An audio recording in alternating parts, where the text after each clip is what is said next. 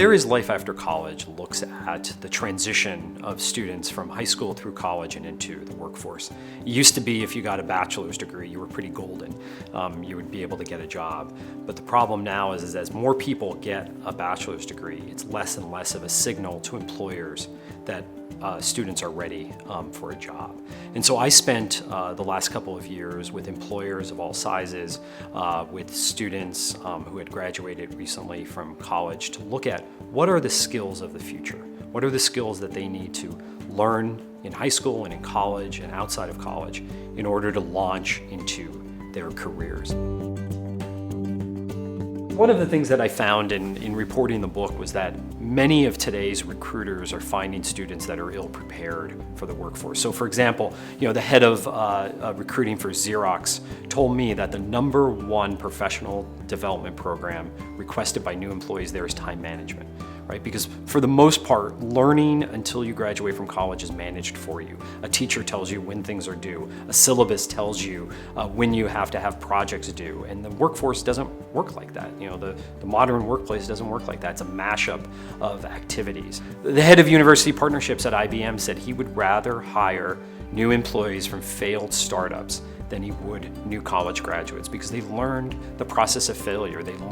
You learn a lot more from your failures than you do your successes. So it's really critical in college that students get experiences that allow them to fail, and so they can learn from those failures because that's going to help them in the workplace much more than any degree.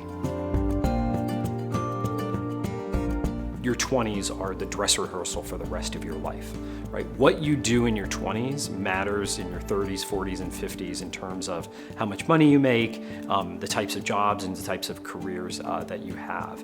And most students think that as long as they have a bachelor's degree, they're gonna be fine after school. And the truth of the matter is that how you go to college is just as important as where you go to college.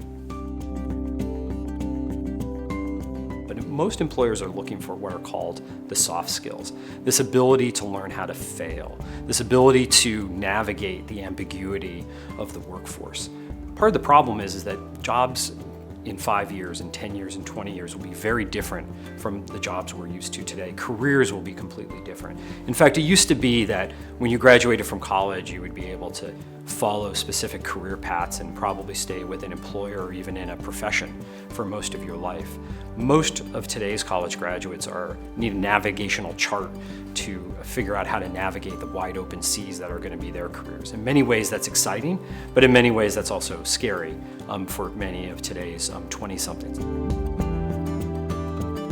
At the age of 18, you don't have a lot of access to careers. And so what I want to encourage and what I encourage in the book and in my talks about There is Life After College is that there's more than just one pathway from high school through college and into the workforce. And I lay out multiple pathways from taking gap years to having co-ops and other work experiences in college to going to community colleges to taking work experiences after college before you enter into a career. There are multiple pathways through your 20s, and I hope that people will think about more than just the one that most high school guidance counselors focus on.